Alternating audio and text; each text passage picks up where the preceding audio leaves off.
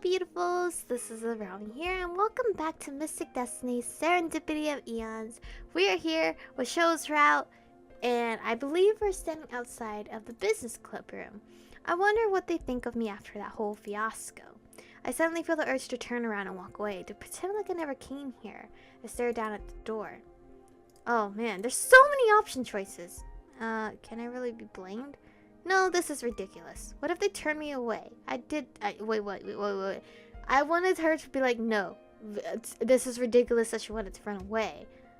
What am I doing? What if they turn me away? I did nearly blow up a professor. Even if I don't remember or know how I did it, they might be mad about me blowing up their classroom. I did injure Professor Kazama, and then I chose Shou over everyone else. What if they're mad about that? No, this is ridiculous. Why would they be mad? Yeah, that. Okay, it's fine. She just had to go through her whole thought process. I'm sure that wasn't the craziest thing they've seen. It's a school filled with magic, so there must be accidents happening all the time. I take a deep breath and push the door open. When I walk in, I'm immediately met with now familiar faces. Shinji is napping in the armchair. An open book is resting on his chest. It looks like he fell asleep reading something. Tetsuya is standing next to the bookshelves, looking like he's trying to set fire to the books with his eyes. I can't help but wonder if he might actually be trying to do just that. I wonder if he has any powers, though that might be rude to ask. And Shou is sitting on the couch, his eyes carefully scanning what seems to be a script. None of them notice me come in. As I'm awkwardly standing in the doorway, Tetsuya suddenly turns to Shinji. Hey slacker, where did you put the book on statistics? Shinji's eyes snap open. He looks at Tetsuya with a smile. Oh, so he wasn't sleeping. Book is missing, so you immediately assume it's me? Really, Tetsu? You should know better than to jump to conclusions without any proof. Well, who else would take it? And I told you to stop calling me that. Guys, don't start this again. I can't believe you even pulled this stuff here. I step further into the room and clear my throat. All three of them instantly divert their attention to me. Oh, hey, Michiko. Hey, I'm not late, am I? No, you're early. We still have 20 minutes before the scheduled start. Yes, and with Tatsu in charge, we always have to start exactly on time. You...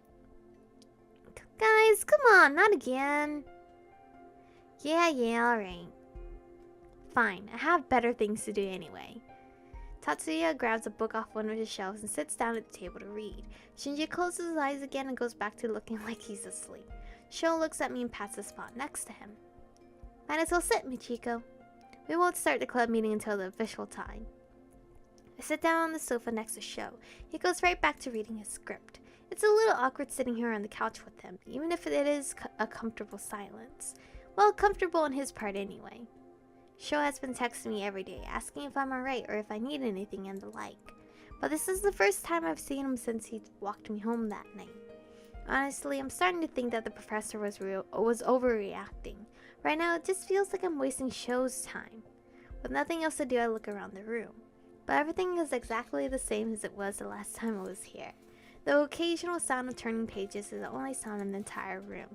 What do? Should I just go get a drink and come back on time or something? It's then I realized that I should check my messages since my phone's been off all day. I pull my phone out of my pocket and turn it on. It immediately begins vibrating like crazy, over and over again. 6 new messages. I quickly scroll through them and see that they're all from my dad. Hey sweetie, I just got back from the Budapest. Budapest? An hour ago. I'm sorry I missed a chance to see you off on your first day of university. I brought back some souvenirs or something for you, but it's a surprise. I'll give it to you the next time you're home. Let me know when you have some free time. I'll send a car for you. We can have a nice family meal together. Have you seen your mother? I tried calling her, but her phone seems to be off. Ko says she hasn't seen your mother since she went to meet you. Did she tell you where she was going after? She hasn't sent any emails to me. I'm worried. Let me know if she told you anything as soon as you can. I feel like a bucket of ice-cold water was suddenly poured over me. A heavy weight settles in my stomach. I think I'm going to be sick.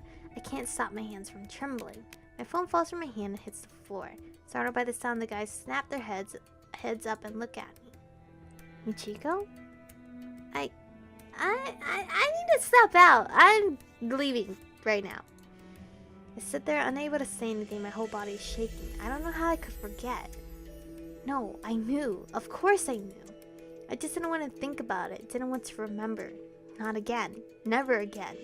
This is like the 5th time that we're doing this, right?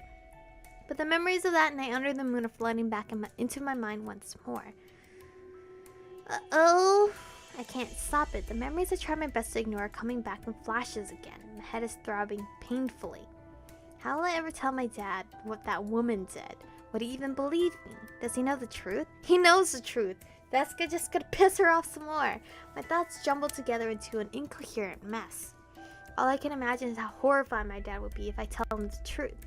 And if I don't, he'll still think something's wrong, that she's been kidnapped or killed. I can hear distant voices calling out to me, but the ringing in my ears is getting worse. I need air. I get up, my feet unsteady, and I try to walk to the door. I can hear someone calling out to me, but the ringing in my ears is making everything jumbled.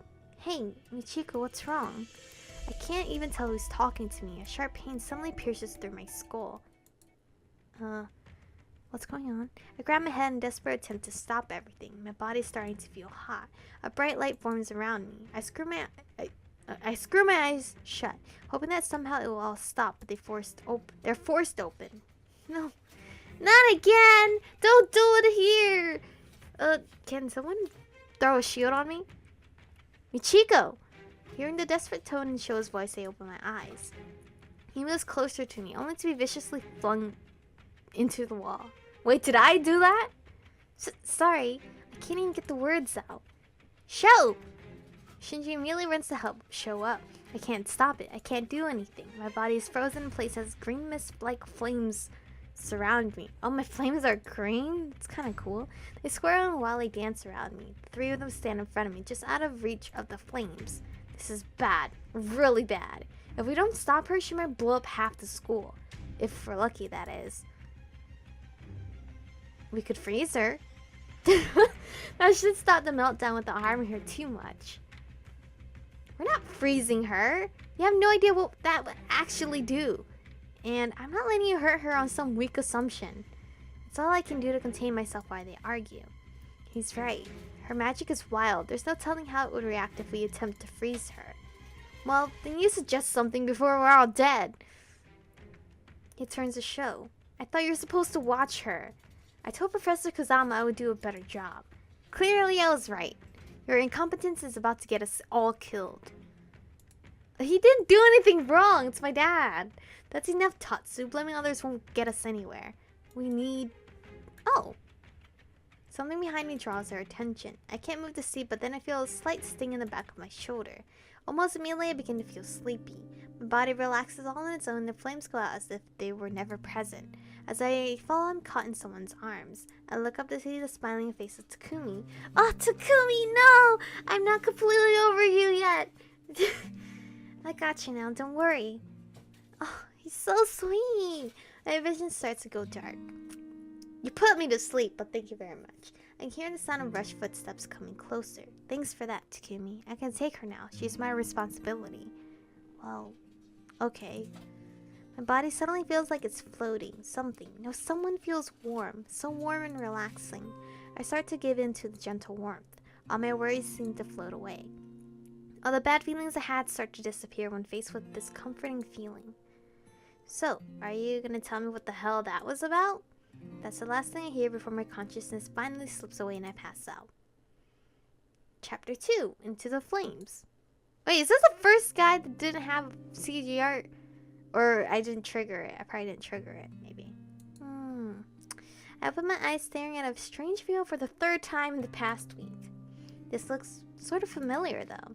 I lie still on what seems to be a cot and calmly try to assess my surroundings. It's then I realize that I've been hearing 2 equally familiar voices. Look, I know everything. I already did before, but now I can prove it. You can't honestly expect that I'm just going to forget what I saw, Professor K. I hear a heavy sigh and turn my head to see Takumi talking to Hikaru. No, not with you, Takumi. It'll be a hell of a lot easier on me if you did, though. Michiko, are you awake? Oh, you're awake, sorry. I turned my head towards Shou's voice, who was apparently sitting on the other side of me the whole time. How do you feel? Before I can respond, Takumi and Hikaru's conversation stops, and they both walk over to me. Are you okay? Yeah. I tried to sit up and both Shou and Takumi rushed to help me up. Let them... Why are all these choices here? I don't know what to do. Let them help. I give everyone a smile to help me sit up. Thanks. It's the least I can do to help. I mean, I always end up being the damsel in distress, so I'm not gonna tell her to say, I'm not one. You are one right now, okay? You need the help. I'm glad to help you anytime, Michiko. I swing my legs over to the side of the bed and try to recall what happened to put me in this position. The memory of slamming a certain someone against the wall flashes in my mind, and I can't help but gasp. Oh no. I quickly turn to look at Shou. Oh my god, Shou, I'm so sorry. Are you okay? Huh? Sorry for what? Oh. That's okay, it wasn't your fault. Besides, I'm tougher than that. So tough you were practically in tears when Michiko was unconscious? Not cool, Taku! Oh my god, was he crying for me? Am I wrong then? Wasn't it from the pain or of being slammed against the wall? Or could it be from something else? That's enough, Takumi. Shou, take Melody home and talk to her about what we've discussed. Takumi, let's continue our discussion at my desk. Michiko, I'll help you feel better. Hikaru. Wait for me. Hikaru turns on his heel and walks back over to his desk. Takumi, looking exactly like a child, has just been scolded, glances back at Shou. Sorry, Shou. Help you feel better, Michiko. Takumi runs off to catch up with the professor, leaving Shou and I alone. It's really late, so we'd better get going. We're once again walking down the street to my apartment, but this time it feels like we're both in our own worlds. My parents' situation weighs heavily on my mind, and I feel incredibly helpless. I glance at Shou. He seems bummed out about something too. I decided to break the silence. We're really making a habit out of this, huh? Huh? The whole me blowing up, passing out, and having you walk me home after thing. Yeah, I guess we are. We walk along the darkening street in silence for a while. Then I decided to start up a conversation again. I'm sorry. We stop and stare at each other. A few moments pass before we burst into laughter. You know, where I went to high school, you owe me a soda right now for that. Really, huh? Well, I guess I'll have to buy you one sometime. You could tell me about your high school then, too. Sounds good. Maybe you could tell me about yours, too. But what were you apologizing for? I'm the one who should be sorry. I hurt you. It's just, I totally failed you. I'm supposed to be helping you so that doesn't happen. But I was sitting right there and I couldn't do anything to help. I think Tatsuya's right. You should have picked someone else. Maybe it is your fault? Why the heck would I say that? It's not your fault? I'm not sure what to say to that.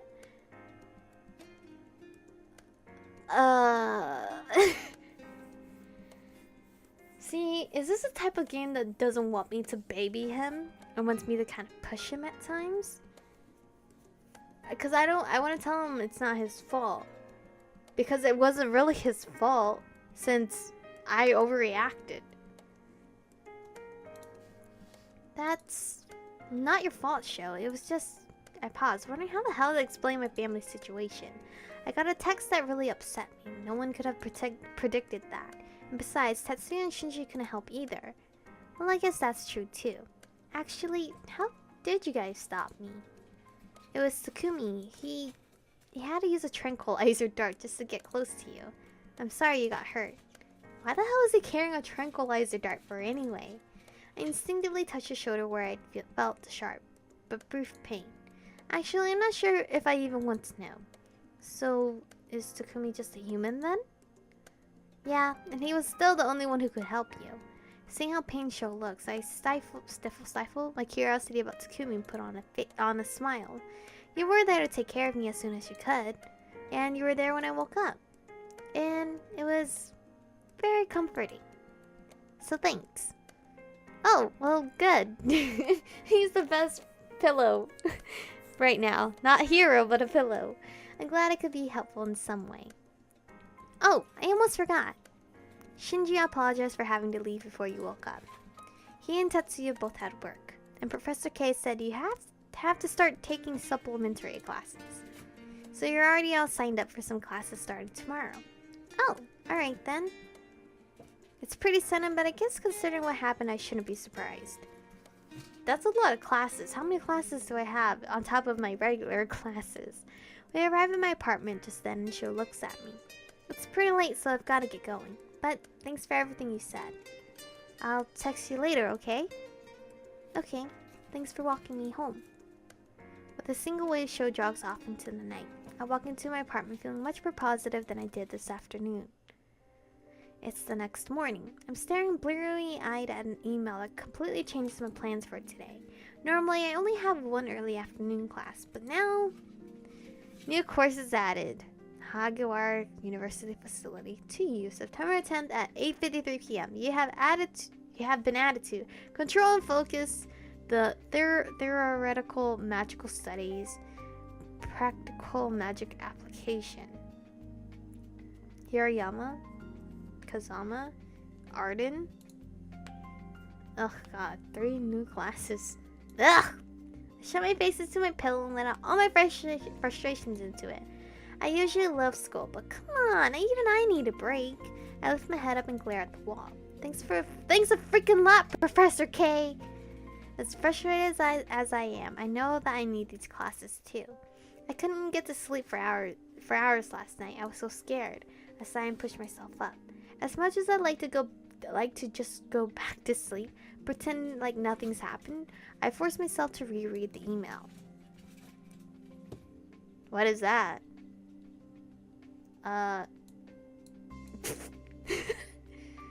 Hello? Ignore?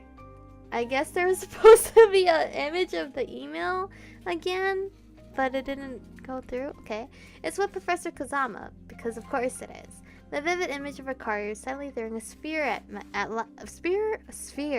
of light at me fills my mind. I shudder as a creeping sense of dread crawls up my spine. Oh god, he wouldn't, would he? Now I know that Hikaru was never trying to hurt me, only trigger my power.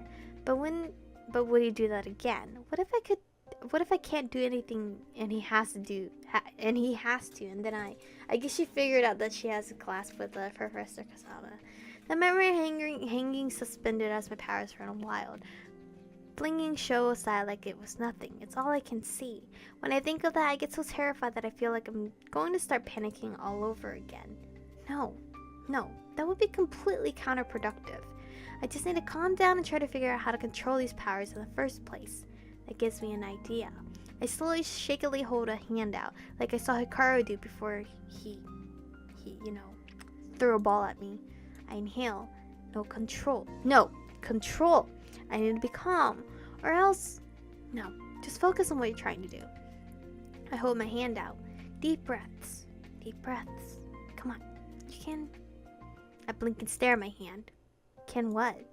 What am I trying to do anyway? Try to form a little fire in your hand.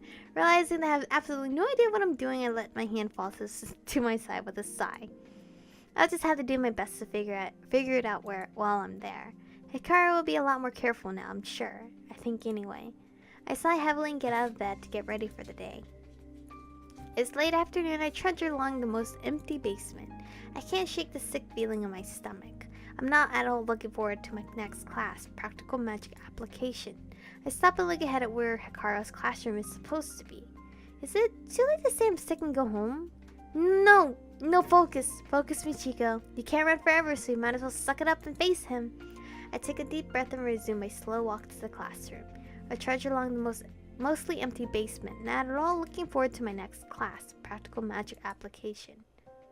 I did manage to learn a bit in control and focus, mostly because it's still the beginning of the year. Everything was focused on just breathing correctly, but I still couldn't summon anything. Theoretical magic study was definitely way over my head, but it did at least give me some good information about magical limits. Apparently everyone is born with a certain amount of potential. I wonder what mine is. But now I've got to be clueless in yet another class. I grit my teeth. I'm not the type to have no idea what's going on in class. I work very hard so I don't have to feel that way. But here, it's like I'm totally out of my element. Hey Michiko. Completely started on my thought, I looked towards the voice at my side. Oh, it's Takumi. What's up? What? Takumi, why are you here? I thought you weren't, you know. I try to think of how to say it, make a vaguely magical hand motion. Takumi laughs. Really? Think so? Could I pass for something not human? I look Takumi over carefully. Well, yeah, I guess. From what I've seen, everyone pretty much looks human anyway. To the point where I can't help but wonder about how many non-humans I've already seen. Plus, there was that thing yesterday. Alright, that. Sorry about that. I really didn't want to hurt you. No, it's okay. I'm really glad you were able to stop me before anything happened. So, as for why I'm here, we're not gonna know until the next episode. Sorry guys. But anyway, I hope you guys are enjoying it so far. Shou has a lot of options, and it's making me quite worried because I don't know what to pick. I don't know if my options are correct on any type of sort of way. Still no CG art. It's missing in action. I don't know where it is. But anyway, thank you guys for watching. Stay beautiful, and I'll see you guys in the next one.